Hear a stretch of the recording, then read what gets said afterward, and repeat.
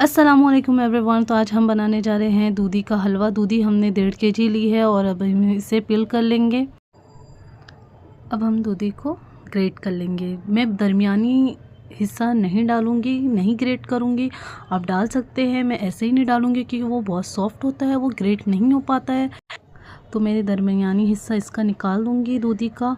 और आप इसे वेस्ट ना करें, इसकी आपने सब्जी बना लें। तो ये देखिए मैंने पूरे साइड का निकाल लिया है, ग्रेट कर लिया है और दरमियानी हिस्सा में ग्रेट नहीं करूँगी।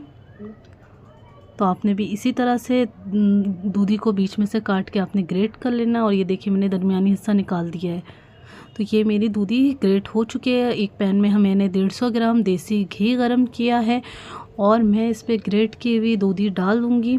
अच्छा, यहाँ पर आपने बहुत फास्ट काम करना है क्योंकि दूधी अपना कलर बहुत जल्दी काला कर लेती है। तो आपने यहाँ पर बहुत जल्दी फास्ट काम करना है और ग्रेट करना है और जल्दी से आपने इसे घी में डाल देना है ताकि ये कलर चेंज ना करें, वरना आपके हलवे का कलर काला आएगा और बिल्कुल खूबसूरत नहीं होगा।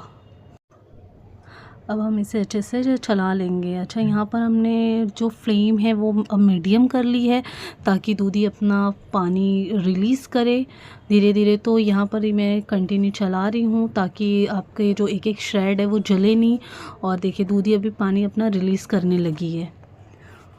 तो हमने इसी तरह से अब यहाँ पर कुक हमने स्लो करना है। शुरू में हमने बहुत फास्ट काम करनी है ताकि दूधी कलर चेंज ना करे। जैसे ही दूधी आपने घी में डाल दी वो फिर कलर चेंज नहीं करती है, वो अब वही कलर में रहती है। तो आप कोशिश करें कि आप वहाँ पर जल्दी काम करें। मैंने अपना पानी रिलीज़ कर दिया है। अब हम इसे पानी ड्राई होने तक के पकाएंगे। तो आपने इसे कंटिन्यू चलाते भी रहें वक्फे वक्फे से ताकि इस आपका एक तरफ का जले नहीं दूधी। और ये देखिए मैंने बीच बीच में से चला भी रही हूँ। और अब देखिए मेरी दूधी की का पानी कम हो चुका है तो मैंने इसमें 250 ग्राम दूध डाला है और अब मैं इसमें पकाऊंगी दूध में।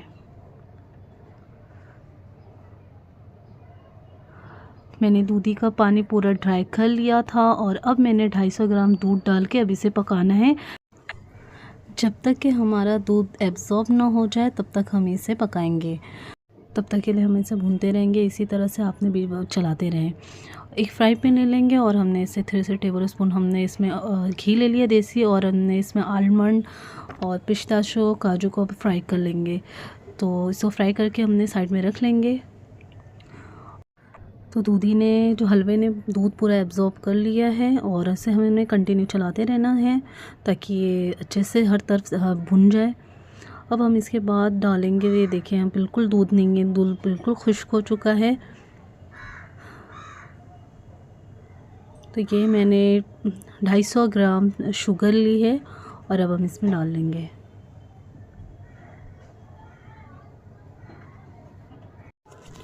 शुगर अपने डालने के साथ आप अच्छे से चला लें। देखिए शुगर अब मेल्ट हो चुकी है और ये अभी चाशनी फॉर्म में आ चुकी है। आपने देख रहे होंगे कंसिस्टेंसी लिक्विड टाइप में हो चुकी है।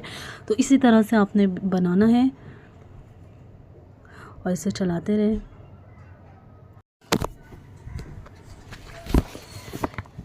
देखिए अच्छे से आपने इसे भून लेना है। अब इस टाइम पे हमने 200 ग्राम हमने फ्रेश मावा लिया है, वो इसके अंदर ऐड करके इसे तमाम अज्जा को मिक्स कर लेंगे ताकि मावा एकदम अच्छे से मिक्स हो जाए इसके अंदर।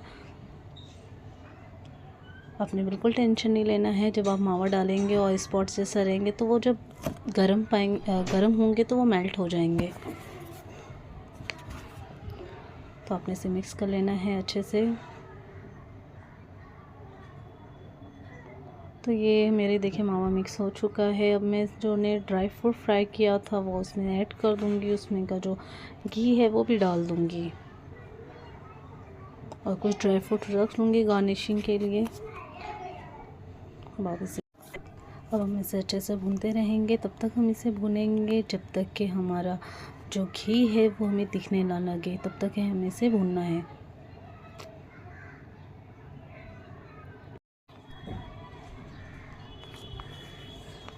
4 से 5 मिनट के बाद देखिए घी ऊपर दिखने लगा है, तो इससे ये समझ में आ जाता है कि हमारा हलवा बिल्कुल रेडी हो चुका है। जब घी दिखने लगे और घी ऊपर आ जाए तो आपने समझ लेना है कि हलवा परफेक्ट बन चुका है। और अब मैं आपको इसे डिश आउट करके दिखाऊंगी। ये देखिए पूरा रेडी हो चुका है हलवा।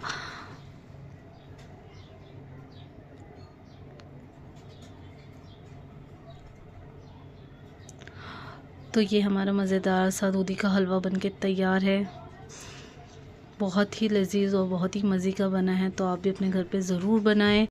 आपको ये रेसिपी कैसी लगी तो कमेंट बॉक्स में कमेंट ज़रूर करें और मेरे चैनल को लाइक शेयर सब्सक्राइब करें। फिर मिलते हैं एक नई डिश के साथ, फिर दुआ में याद रखें। तब तक के लिए अल्लाह हाफिज़।